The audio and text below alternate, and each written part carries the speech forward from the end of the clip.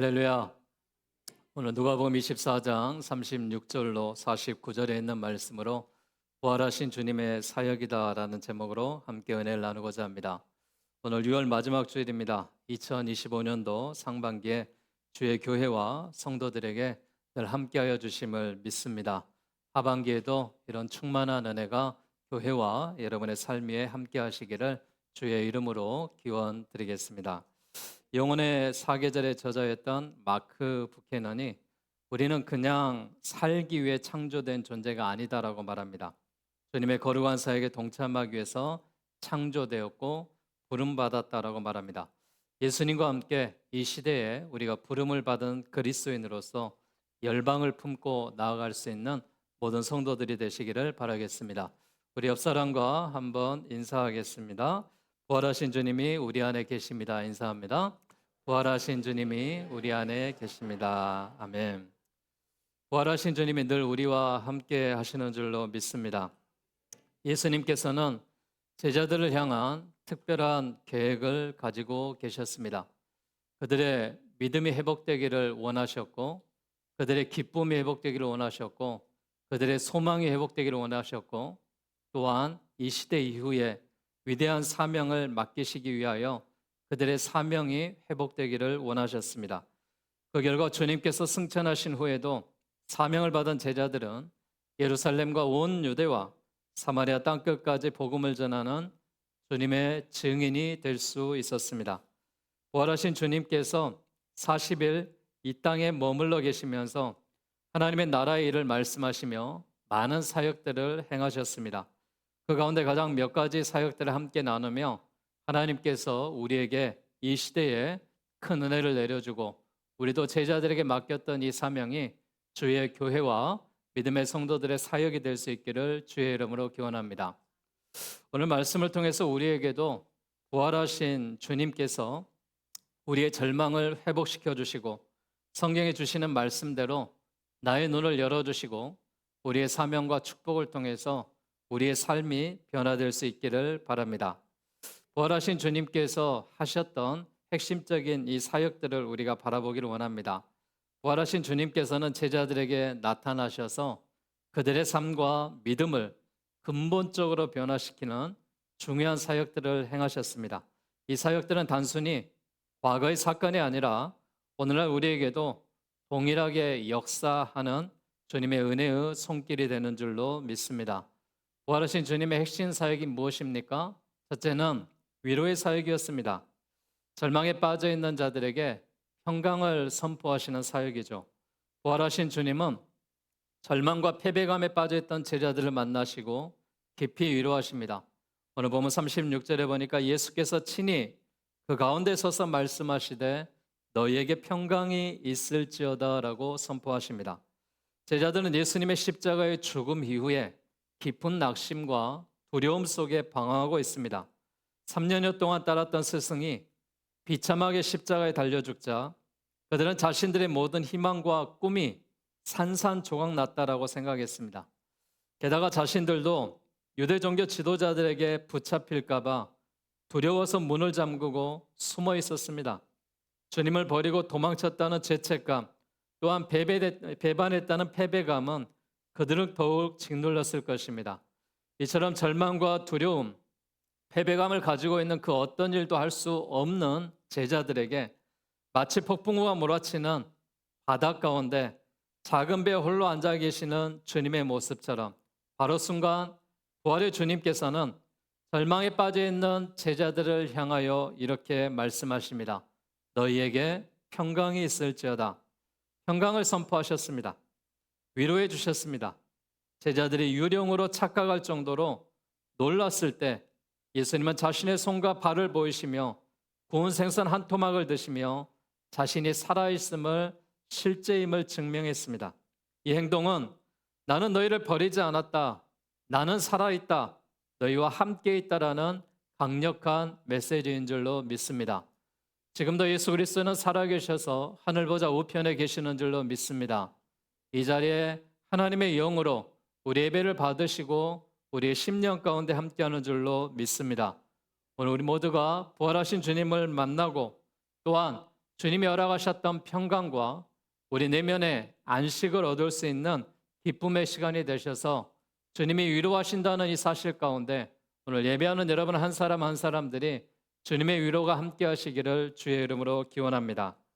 주님은 어떤 사역을 하셨냐? 말씀의 사역을 하셨습니다. 마음을 열어 성경을 깨닫게 하시고 부활하신 주님은 이 제자들의 마음을 열어 하나님의 말씀을 깨달을 수 있도록 인도하십니다. 엠마오로 가던 제자들이 실망했던 이유가 무엇입니까? 성경을 제대로 알지 못했기 때문이죠. 그들은 예수님이 정치적인 왕이 되어 로마로부터 유대를 해방시킬 것이다라고 오해했습니다.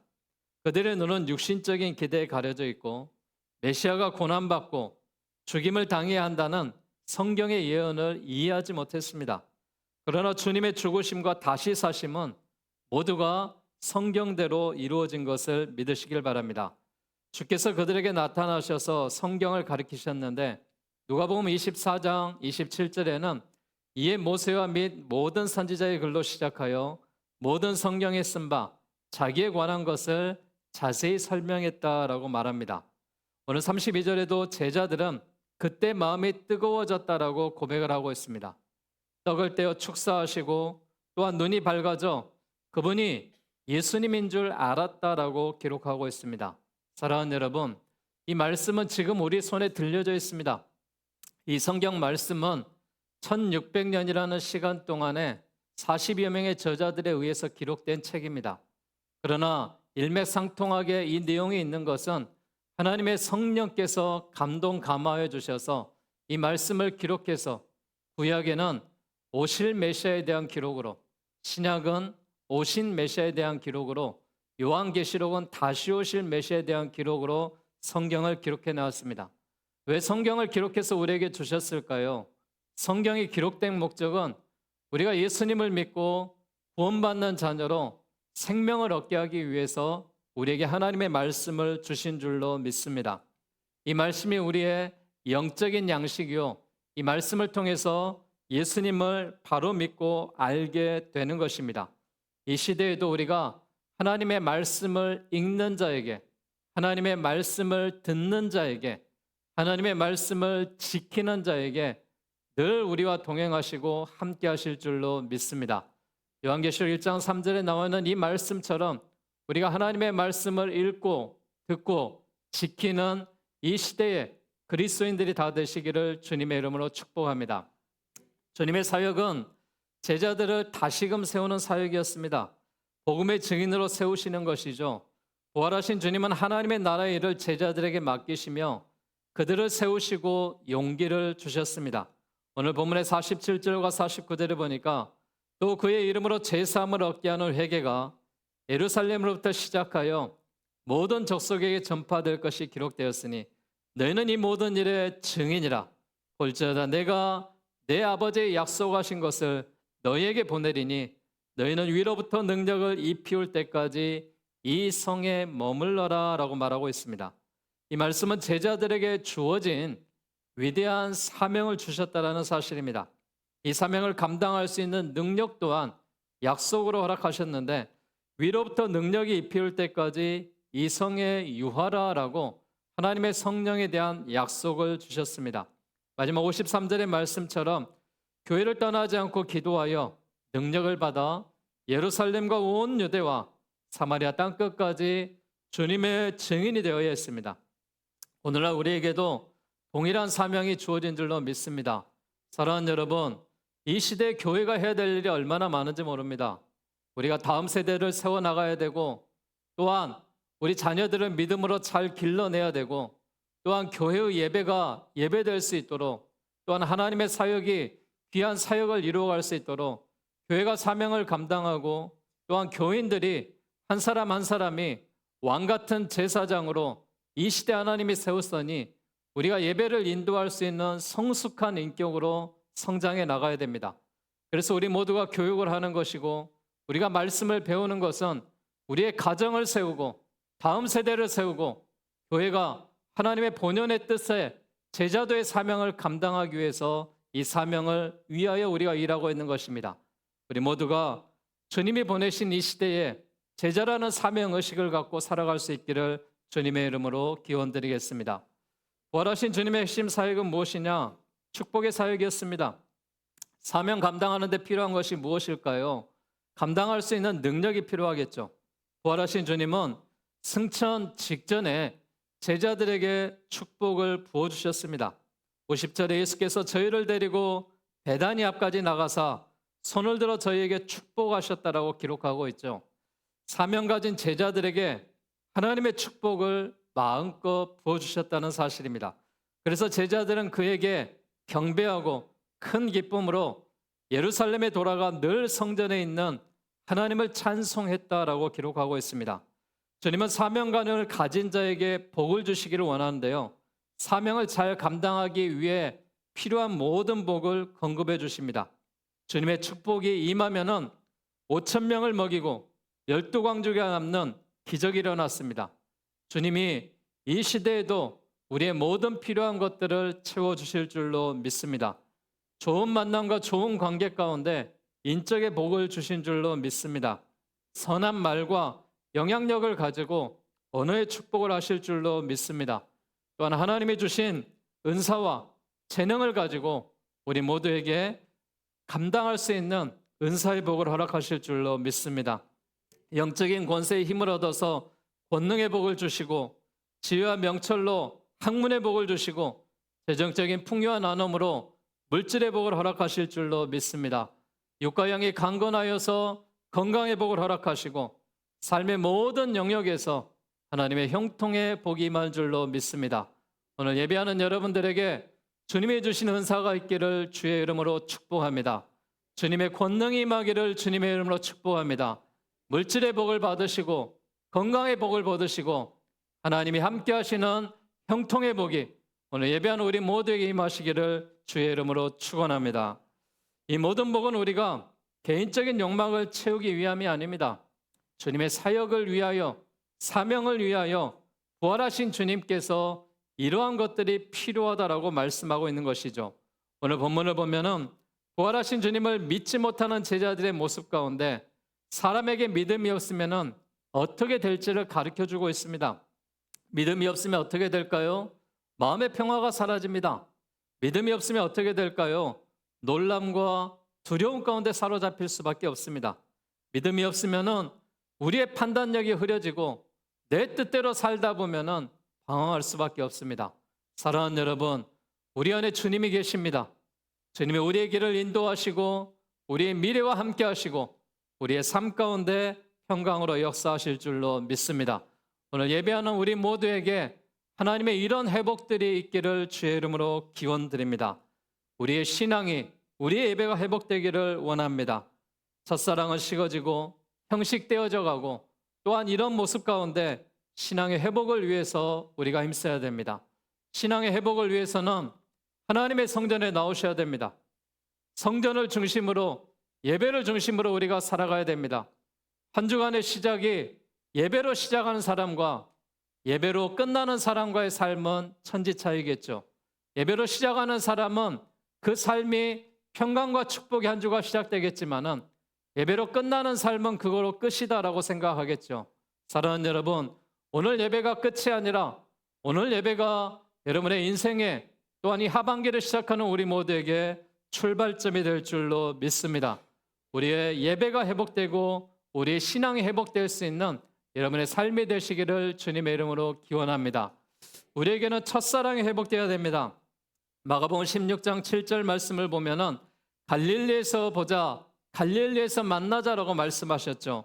모든 사람들이 예수님을 처음 만났던 갈릴리는 새 출발의 상징이었습니다. 제자들이 주님을 처음 만났고 부름받았던 곳이고 기적을 보았고 복음을 들었던 곳이 갈릴리입니다. 무덤이 끌리면서 갈릴리는 시작이 되었고 무덤은 과거요, 갈릴리는 미래였고 무덤은 정지요, 갈릴리는 움직임이었습니다. 사랑하는 여러분, 우리가 다시 한번 하나님을 사랑하는 첫사랑이 회복될 때 나는 예수를 믿고 죽어도 다시 산다라는 소망을 가지고 살아갈 수 있기를 바랍니다. 주님을 처음 만났을 때에 순수한 열정과 감격을 되찾으시고 그러므로 인하여서 우리의 일상이, 우리의 가정이, 우리의 직장이 하나님이 주시는 그 첫사랑으로 다시 한번 회복될 수 있기를 주의 이름으로 기원합니다. 우리의 인간성이 회복되어야 되겠죠. 때로 사람이 실수할 수 있습니다. 연약한 모습을 노출할 수 있습니다. 우리가 완벽한 존재가 아니기 때문에 그렇습니다.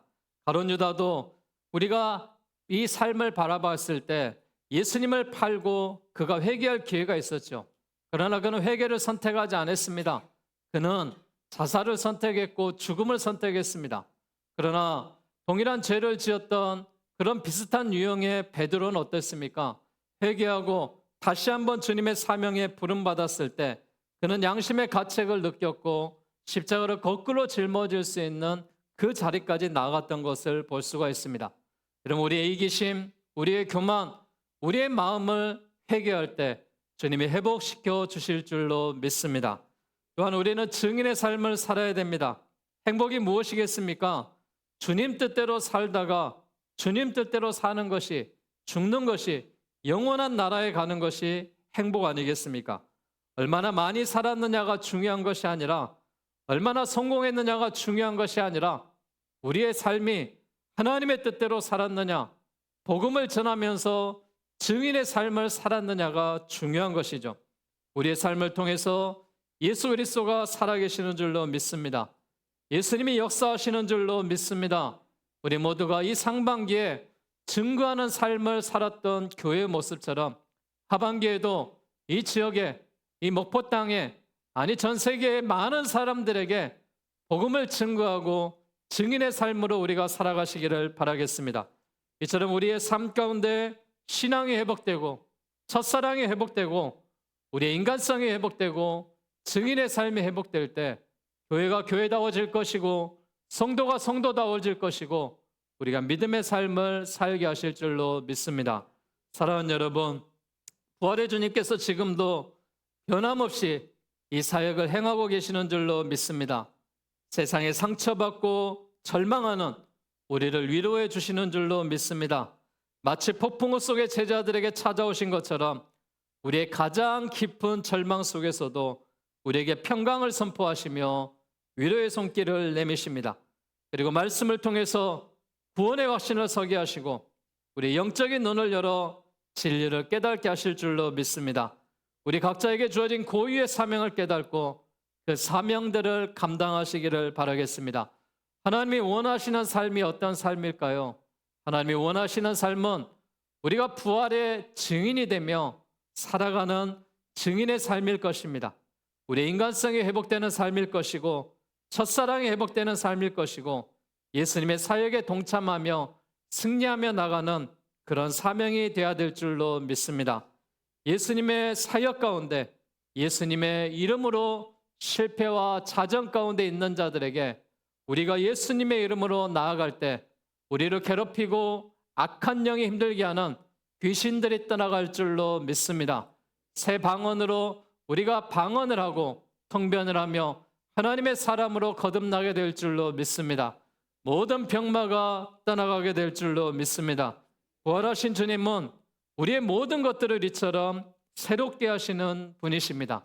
주님이 위로하셨던 것처럼, 주님이 말씀하셨던 것처럼, 주님의 제자들을 세워가셨던 것처럼, 그리고 축복하셔서 우리에게 은사와 권능과 물질과 건강과 형통을 허락하셨던 것처럼 우리가 이 시대에 주님의 증인들로서 주님이 감당하셨던 사역을 교회가 감당하고 성도들이 감당해야 될 줄로 믿습니다. 예수님이 하시는 사역에 동참하시는 자들에게 또한 그 사는 길이 열리고 치유의 길이 열리고 회복의 길이 열리고 구원의 길이 열리게 될 줄로 믿습니다. 이런 하나님의 은혜 가운데 살아가는 우리 모두가 하나님, 주님과 함께 동행하는 믿음으로 살아갈 수 있는 삶이 되시기를 주의 이름으로 축복합니다. 우리의 모든 병마가 떠나고 예수님의 이름으로 건강해지시기를 주님의 이름으로 축복합니다. 우리의 모든 어려운 문제들이, 우리의 삶에 또한 잘못된 일들이, 또한 우리의 모든 어려움들이 회복의 길로 허락하시기를 주님의 이름으로 축복합니다. 무엇보다도 우리가 예수님을 잘 믿어서 영원한 나라에 들어갈 수 있는 영광의 길로 함께 하시고 미래의 소망을 가지고 구원의 길로 함께 하시기를 주의 이름으로 축복합니다. 이제는 삶의 환경에 대해서 우리가 입에서 불평하는 것이 아니라 구원받는 자로서 우리의 평생에 기뻐하며 살아가시고 충분한 조건을 다 가진 줄 알고 부활의 증인으로 살아가셔서 우리가 이 하반기를 살아가는 우리 모두가 부활의 주님이 동행하시고 믿음과 함께 이 하반기도 승리하며 나아가시기를 주님의 이름으로 축원합니다. 이 시간 함께 오늘 말씀을 담아서 예수 열방의 소망이라는 찬양입니다. 이 찬양 우리가 가사를 생각하면서 우리를 위해 죽으시고 우리를 위해 살리시고 우리의 소망 가운데 함께 하신 역사가 이 하반기에 우리 모든 교회와 여러분과 함께 하시기를 바라겠습니다.